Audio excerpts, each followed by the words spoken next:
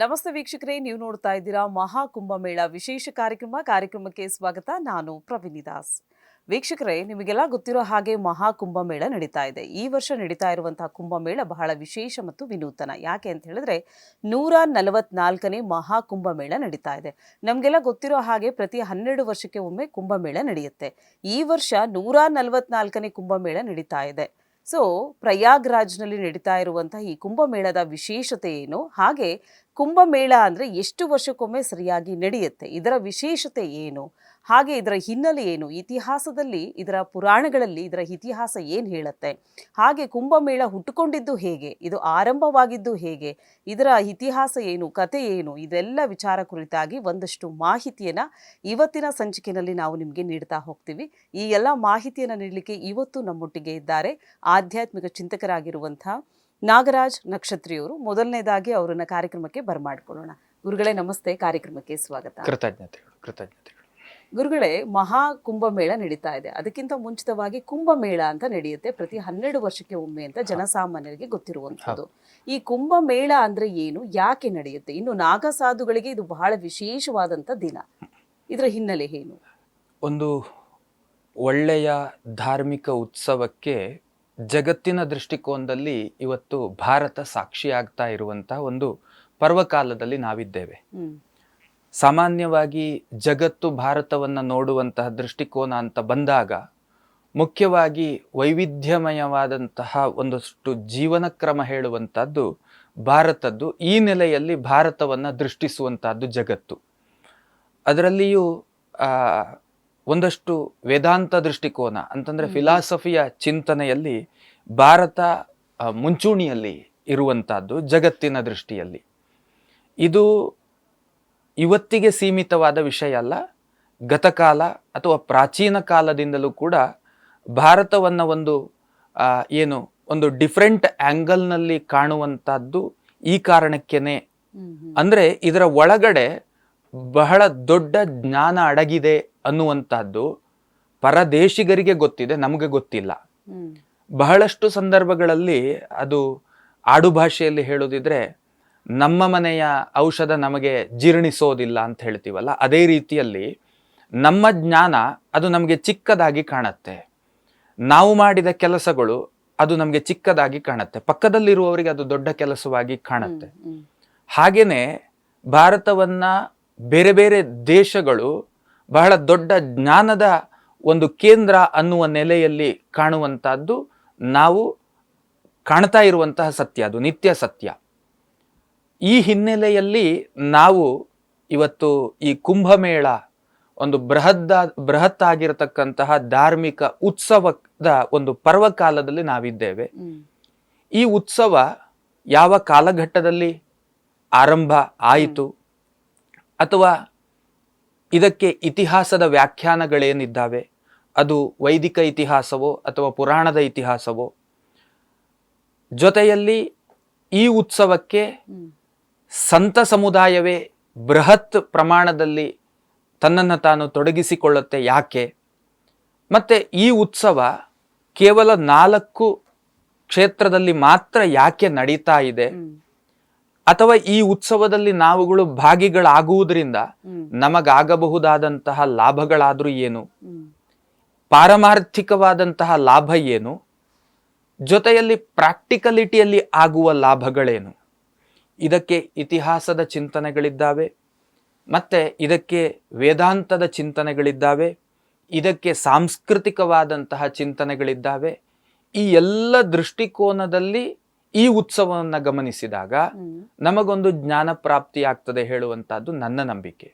ನಮ್ಮ ಯಾವುದೇ ಆಚರಣೆಗಳಿರಲಿ, ನಮ್ಮ ಭಾರತೀಯ ಜೀವನ ಕ್ರಮದಲ್ಲಿ ಕನ್ಯಾಕುಮಾರಿಯಿಂದ ಆರಂಭಿಸಿ ಕಾಶ್ಮೀರದಲ್ಲಿಯ ತನಕ ಪ್ರತಿಯೊಂದು ಆಚರಣೆಯ ಒಳಗೂ ಕೂಡ ಅದು ನಮಗೆ 3 ಕಿಲೋಮೀಟರ್ಗೊಂದು ಬದಲಾದ್ರೂ ಕೂಡ ಅದರ ಒಳಗೊಂದು ಜ್ಞಾನ ಉಂಟು. ಅದು ಯಾವ ರೀತಿಯ ಜ್ಞಾನ, ಗ್ರಹಿಸುವವನ ದೃಷ್ಟಿಗೆ ಸಂಬಂಧಪಟ್ಟಂತ ವಿಚಾರ.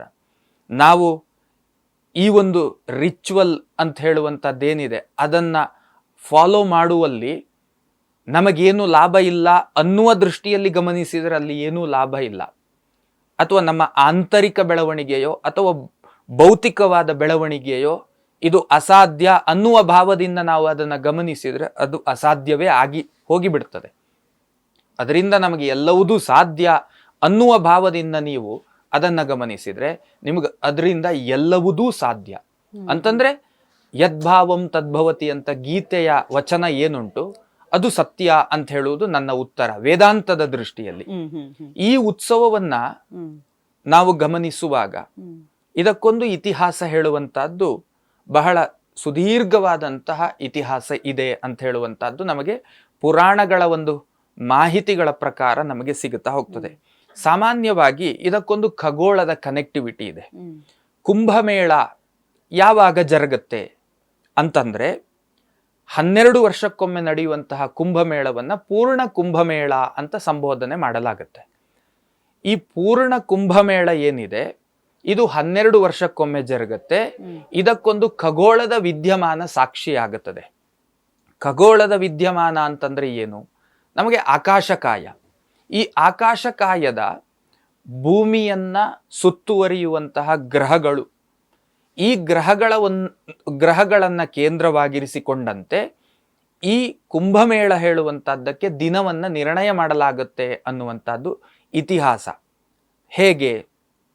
ಸೂರ್ಯನಿಗೆ ಒಂದು ಪ್ರದಕ್ಷಿಣೆಯಾಗಿ ಗುರುಗ್ರಹ ಕ್ರಮಿಸಿದಾಗ, ಅಂತಂದ್ರೆ ಗುರು ಒಂದು ರಾಶಿಯಿಂದ ಒಂದು ರಾಶಿಗೆ ಕ್ರಮಿಸುವಾಗ ಒಂದು ರಾಶಿಯಲ್ಲಿ 1 ವರ್ಷಗಳ ಕಾಲ ಇದ್ದು ಇನ್ನೊಂದು ರಾಶಿಗೆ ಕ್ರಮಿಸ್ತಾನೆ ಅನ್ನುವಂಥದ್ದು. ಈ ಒಂದೊಂದು ವರ್ಷವನ್ನ ನೀವು ಕೌಂಟ್ ಮಾಡ್ತಾ ಹೋದಾಗ ರಾಶಿ ಚಕ್ರದಲ್ಲಿ ನಿಮಗೆ 12 ರಾಶಿಗಳು ಗಮನಕ್ಕೆ ಬರ್ತದೆ. ಈ 12 ರಾಶಿ ಚಕ್ರವನ್ನ ಪೂರ್ಣ ಮಾಡುವಾಗ ಒಮ್ಮೆ ಪೂರ್ಣ ಕುಂಭಮೇಳ ಹೇಳುವಂತಹದ್ದು, ಅದಕ್ಕೆ ದಿನವನ್ನ ನಿಗದಿ ಮಾಡಲಾಗುತ್ತೆ ಹೇಳುವಂತಹದ್ದು ಇತಿಹಾಸ. ಇನ್ನು ಇದರಲ್ಲಿ ಅರ್ಧ ಕುಂಭಮೇಳ, ಕಾಲು ಕುಂಭಮೇಳ ಅಂತ ಹೇಳುವಂತಹದ್ದು ಕೂಡ ಇದೆ. ಪ್ರತಿ 3 ವರ್ಷಕ್ಕೊಮ್ಮೆ, ಆಮೇಲೆ 6 ವರ್ಷಕ್ಕೊಮ್ಮೆ, ಮತ್ತೆ 12 ವರ್ಷಕ್ಕೊಮ್ಮೆ. ಈ ಬಾರಿ 144ನೇ ಕುಂಭಮೇಳ ಜೊತೆಯಲ್ಲಿ 144 ಹೇಳುವಂತ ಸಂಖ್ಯೆ ನಿರ್ಣಯ ಯಾಕೆ ಆಯ್ತು ಕೇಳಿದ್ರೆ 12 × 11 ಅಂತ ಬಂದಾಗ ನಿಮಗೆ ಎಷ್ಟಾಯ್ತು ಕೇಳಿದ್ರೆ 132. 132 ಅಂತಂದ್ರೆ ಒಂದು ರಾಶಿಯಲ್ಲಿ ಗುರು 1 ವರ್ಷ, 12 ರಾಶಿ ಕ್ರಮಿಸಿದಾಗ 12 ವರ್ಷ, ಅಲ್ಲಿಗೆ 1 ಕುಂಭಮೇಳ. ಅಂತಹ ಕುಂಭಮೇಳಗಳು 11 ಬಾರಿ ಮುಗಿದು 13ನೆಯ ಬಾರಿ ಆಗುತ್ತಾ ಇರೋದು, 12ನೇ ಬಾರಿ ಆಗುತ್ತಾ ಇರುವಂತಹದ್ದು. 12 ಅಲ್ಲ, 13 ಬಾರಿ ಮುಗಿದು ಆಗುತ್ತಾ ಇರುವಂತಹ ಕುಂಭಮೇಳ. ಹಾಗಾಗಿ ಇಲ್ಲಿ ನಿಮಗೆ ಇದನ್ನ ಒಂದು ವೈಶಿಷ್ಟ್ಯಪೂರ್ಣವಾದಂತಹ ಕುಂಭಮೇಳ. ಗುರು 12 ಬಾರಿ ರಾಶಿ ಚಕ್ರವನ್ನ ತಿರುಗಿದ್ದು ಮಾತ್ರ ಅಲ್ಲ, 12 × 12 ಬಾರಿ ತಿರುಗಿದ್ದಾನೆ ಹೇಳುವಂತಹ ನೆಲೆಯಲ್ಲಿ ಆಮೇಲೆ ಪ್ರಥಮ ಬಂದಿರತಕ್ಕಂತಹ ಒಂದು ಕುಂಭಮೇಳ. ಈ ನೆಲೆಯಲ್ಲಿ ಇದಕ್ಕೊಂದು ವಿಶೇಷವಾದಂತಹ ಒಂದು ಆಯೋಜನೆ ಮತ್ತೆ ದೃಷ್ಟಿ ಮತ್ತೆ ಧಾರ್ಮಿಕವಾದಂತಹ ಒಂದು ಮೌಲ್ಯ ಇತ್ಯಾದಿಗಳನ್ನೆಲ್ಲ ಕೊಡುವುದರ ಮೂಲಕ ಈ ಕುಂಭಮೇಳವನ್ನ ಆಯೋಜನೆ ಮಾಡಲಾಗಿದೆ. ಅಹೋಭಾಗ್ಯ ಅಂತ ಹೇಳುವಂತಹದ್ದು ಭಾರತೀಯರಾದಂತಹ ಈ ಕಾಲಮಾನದಲ್ಲಿ ನಾವುಗಳೆಲ್ಲ ಇದ್ದೇವಲ್ಲ ಅಂತ ಹೇಳುವಂತಹದ್ದು, ಇದೆಲ್ಲ ನಮ್ಮ ಪ್ರಾಪ್ತಿಯೋಗಕ್ಕೆ ಸಂಬಂಧಪಟ್ಟಂತ ವಿಷಯ ಅಂತ ನಾವು ಚಿಂತನೆ ಮಾಡಬಹುದು. ವೀಕ್ಷಕರೇ, ಇವತ್ತಿನ ಕಾರ್ಯಕ್ರಮದಲ್ಲಿ ಮಹಾಕುಂಭಮೇಳದ ವಿಶೇಷತೆ ಕುರಿತಾಗಿ ಮಾತಾಡ್ತಾ ಇದ್ದೀವಿ. 144ನೇ ಮಹಾಕುಂಭಮೇಳ ನಡೀತಾ ಇದೆ ಪ್ರಯಾಗ್ರಾಜ್ನಲ್ಲಿ, ಅಂದ್ರೆ ಉತ್ತರ ಪ್ರದೇಶದ ಪ್ರಯಾಗ್ರಾಜ್ನಲ್ಲಿ ನಡೀತಾ ಇದೆ. ಇನ್ನು ಇದರ ವಿಶೇಷತೆ ಏನು, ಇದರ ಹಿನ್ನೆಲೆ ಏನು? ಕುಂಭಮೇಳ ಅಂದ್ರೆ ಎಷ್ಟು ವರ್ಷಕ್ಕೊಮ್ಮೆ ನಡೆಯುತ್ತೆ? ಸೊ ಅರ್ಧ ಕುಂಭಮೇಳ, ಕಾಲು ಕುಂಭಮೇಳ, ಪೂರ್ಣ ಕುಂಭಮೇಳ, ಇದರ ಅರ್ಥವೇನು? ಎಷ್ಟು ವರ್ಷಕ್ಕೊಮ್ಮೆ ಯಾವ ರೀತಿಯಾದಂಥ ಕುಂಭಮೇಳಗಳನ್ನು ನಾವು ನಡೆಸ್ತಾ ಇದ್ದೀವಿ? ಸೊ ಇದರ ಹಿನ್ನೆಲೆ ಏನು ಅನ್ನೋದನ್ನು ಕೂಡ ಗುರೂಜಿಯವರು ನಮಗೆ ತಿಳಿಸ್ಕೊಟ್ಟಿದ್ದಾರೆ. ಇನ್ನು ಈ ಕುಂಭಮೇಳ ಹುಟ್ಟುಕೊಂಡಿದ್ದು ಹೇಗೆ, ಪುರಾಣದಲ್ಲಿ ಯಾವ ರೀತಿಯಾಗಿ ಉಲ್ಲೇಖಿಸಲಾಗಿದೆ? ಗುರುಗಳೇ, ಈ ಮಹಾಕುಂಭಮೇಳ ಅಥವಾ ಕುಂಭಮೇಳ ಆಗಿರಬಹುದು, ಹೇಗೆ ಹುಟ್ಕೊಳ್ತು? ಬಹಳ ಒಳ್ಳೆ ಪ್ರಶ್ನೆ ಇದು. ನಮಗೆ CE 3ನೇ ಶತಮಾನದಿಂದ ಸುದೀರ್ಘವಾಗಿ CE 20ನೇ ಶತಮಾನದಲ್ಲಿಯ ತನಕ ದಾನವರು ಮತ್ತೆ ದೇವತೆಗಳ ಒಂದು ಯುದ್ಧ ಕಾಲ, ಅಂತಂದ್ರೆ ಸಮುದ್ರ ಮಥನ ಕಾಲ. ಹೌದು. ಈ ಸಮುದ್ರ ಮಥನ ಕಾಲದಲ್ಲಿ ಅದೆಷ್ಟೋ ಉತ್ಕೃಷ್ಟವಾದಂತಹ ಸಂಪತ್ತುಗಳ ಹುಟ್ಟುವಿಕೆ ಹೇಳುವಂತಹದ್ದು ನಾವು ಕಾಣುತ್ತೇವೆ. ಆ ಚಿತ್ರ ವಿಚಿತ್ರವಾದಂಥ ಮೌಲ್ಯ ಭರಿತವಾಗಿರತಕ್ಕಂತಹ ಸಂಪತ್ತುಗಳು ಅಲ್ಲಿ ನಮಗೆ ಸಿಕ್ಕಿದೆ ಅಂತಂದ್ರೆ ಅಲ್ಲಿ ಸಿಕ್ಕಿದ್ದು ಬಿಟ್ರೆ ಮತ್ತೆ ಭೂಮಂಡಲದಲ್ಲಿ ಎಂದಿಗೂ ಸಿಕ್ಕಿದ್ದಿಲ್ಲ ಅಂತ ಹೇಳುವಂತಹ ಇತಿಹಾಸ. ಅಂತಹ ವಸ್ತುಗಳೆಲ್ಲ ಹುಟ್ಟುತ್ತಾ ಹುಟ್ಟುತ್ತಾ ಹುಟ್ಟುತ್ತಾ ಕೊನೆಯಲ್ಲಿ ಅಮೃತ ಕಲಶ ಹೇಳುವಂತಹದ್ದು ಕೂಡ ಬಂದಿದೆ. ಆ ಅಮೃತ ಕಲಶಕ್ಕೋಸ್ಕರವಾಗಿ ದೇವತೆಗಳು ಮತ್ತೆ ದಾನವರ ನಡುವೆ ಬಹಳ ದೊಡ್ಡ ಸಮರಗಳೇ ನಡೆದಿರುವಂತಹದ್ದು ನಾವು ಪುರಾಣಗಳ ಒಂದು ಕಥೆಗಳಲ್ಲಿ ಕೇಳುತ್ತೇವೆ. ಇಲ್ಲಿ ಒಂದು ಮಾತನ್ನ ಮಿಡ್ಲಲ್ಲಿ ನಾನು ಕನೆಕ್ಟ್ ಮಾಡಿ ಬಿಡ್ತೇನೆ.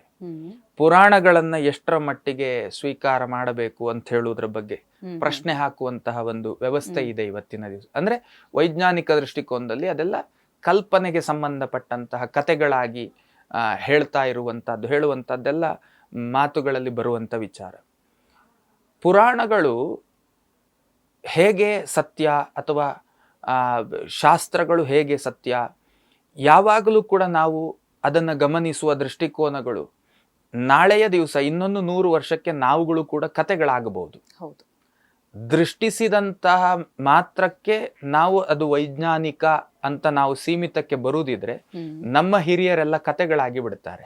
ಹಾಗಾಗಿ ಪ್ರಾಚೀನವಾದಂತಹ ವಿಚಾರಗಳು ಇವತ್ತು ನಾವುಗಳು ಕುಂಭಮೇಳದ ಬಗ್ಗೆ ಏನು ಜ್ಞಾನದ ಚಿಂತನೆಗಳನ್ನ ಮಾಡ್ತೇವೆ, ಈ ಚಿಂತನೆಗಳು ಮಾಡುವುದರಿಂದ ಇನ್ನೊಂದು 2 ತಲೆಮಾರಿನ ನಂತರ ಈ ಚಿಂತನೆಗಳು ಮತ್ತೆ ಟ್ರಾನ್ಸ್ಫರ್ ಆಗ್ಲಿಕ್ಕೆ ಸಾಧ್ಯ ಆಗ್ತದೆ. ಇದು ಟ್ರಾನ್ಸ್ಫರ್ ಆಗಬೇಕು ಅಂತಂದ್ರೆ ನಾವು ಇವತ್ತು ಮಾತಾಡಬೇಕು ಆ ವಿಷಯವಾಗಿ. ನಿನ್ನೆ ನಡೆದದ್ರಿಂದ ಇವತ್ತು ಮಾತಾಡ್ತಾ ಇದ್ದೇವೆ.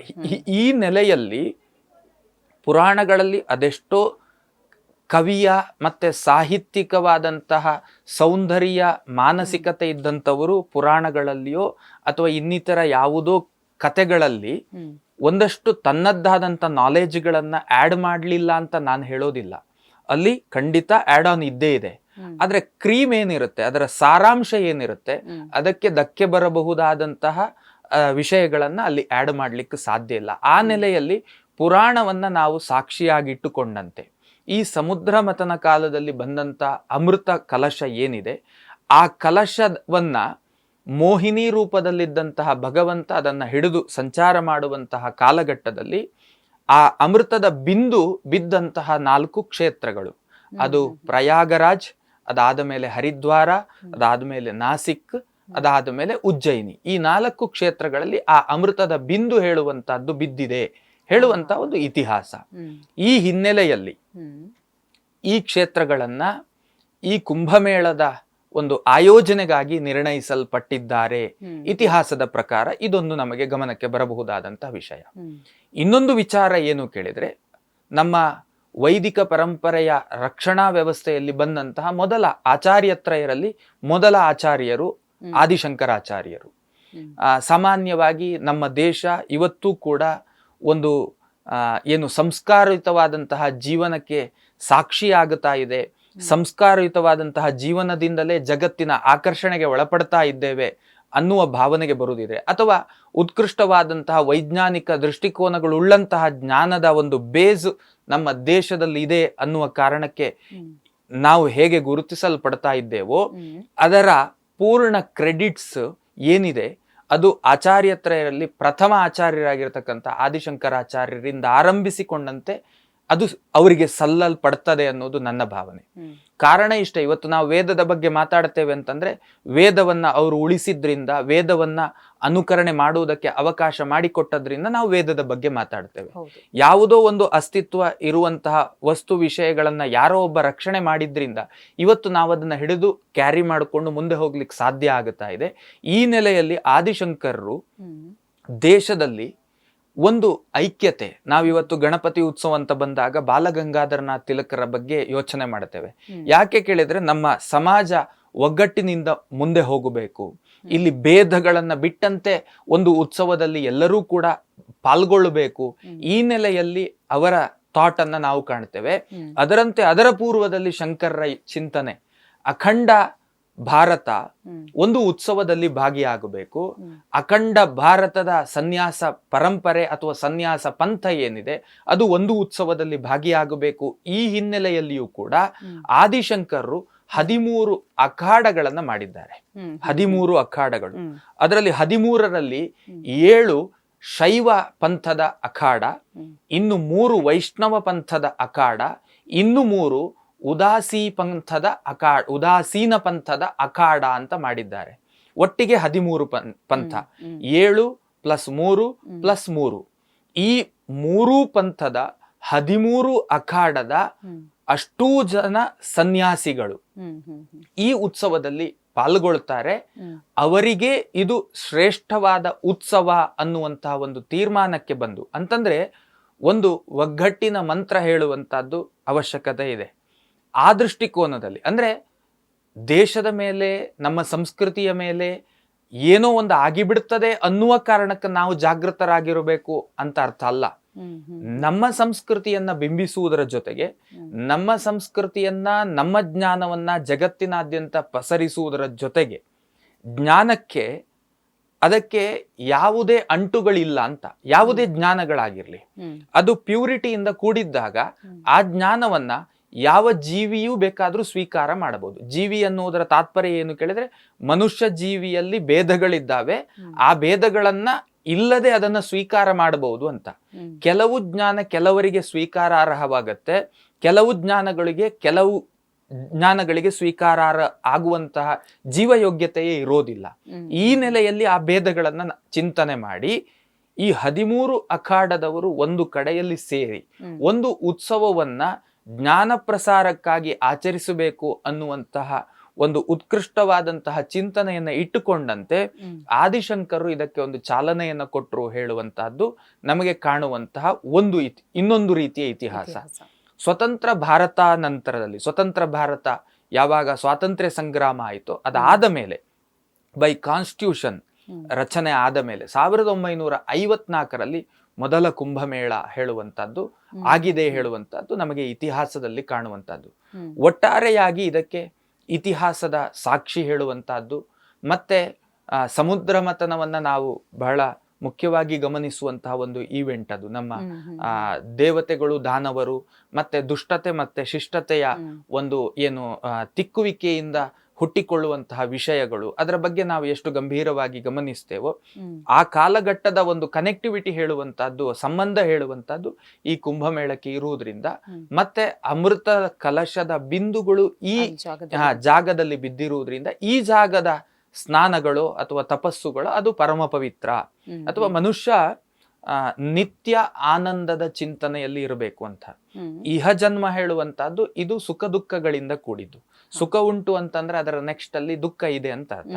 ದುಃಖ ಬಂತು ಅಂತಂದ್ರೆ ನಾವು ಯೋಚನೆ ಮಾಡ್ಬೇಕಾದಿಷ್ಟೇ, ನಾಳೆ ನನಗೆ ಸುಖ ಇದೆ ಅಂತ. ಅಂತಂದ್ರೆ ನರ ಜನ್ಮ ಹೇಳುವಂತಹದ್ದು ಚಕ್ರವತ್ ಪರಿವರ್ತಂತೆ ಅಂತ. ಅದರಲ್ಲಿ ಈ ಹಗಲು ರಾತ್ರಿ ಇದ್ದ ಹಾಗೆ ಸುಖ ದುಃಖಗಳು. ಈ ಮೋಕ್ಷದ ಚಿಂತನೆ ಇರುವುದು ಹಾಗಲ್ಲ, ನಿತ್ಯ ಸುಖದ ಬಗ್ಗೆ ಚಿಂತನೆ ಇರುವಂತ.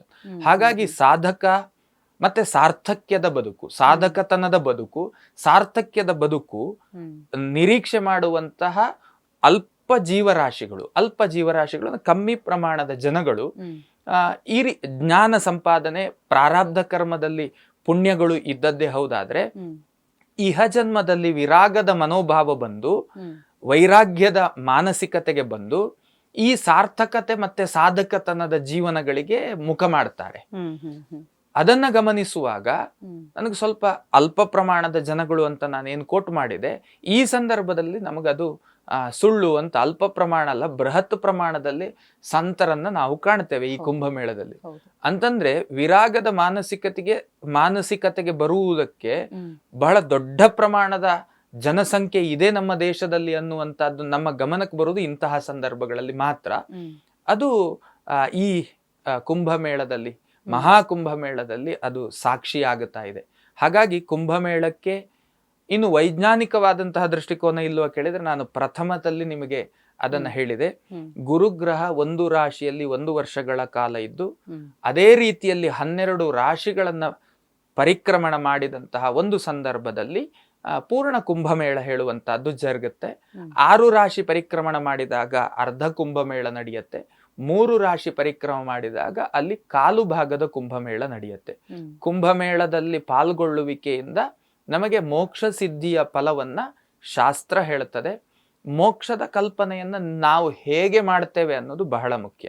ಅದರ ಬಗ್ಗೆ ಮಾತಾಡೋಣ. ಓಕೆ ವೀಕ್ಷಕರೇ, ಇವತ್ತಿನ ಸಂಚಿಕೆಯಲ್ಲಿ ಕುಂಭಮೇಳ ಅಥವಾ ಮಹಾಕುಂಭಮೇಳದ ವಿಶೇಷತೆ ಏನು ಹಾಗೂ ಸಮುದ್ರ ಮಥನಕ್ಕೂ ಮಹಾಕುಂಭಮೇಳಕ್ಕೂ ಏನು ಸಂಬಂಧವಿದೆ, ಇದರ ಕುರಿತಾಗಿ ಒಂದಷ್ಟು ಮಾಹಿತಿಯನ್ನು ಗುರುಗಳು ನಮಗೆ ನೀಡಿದ್ದಾರೆ.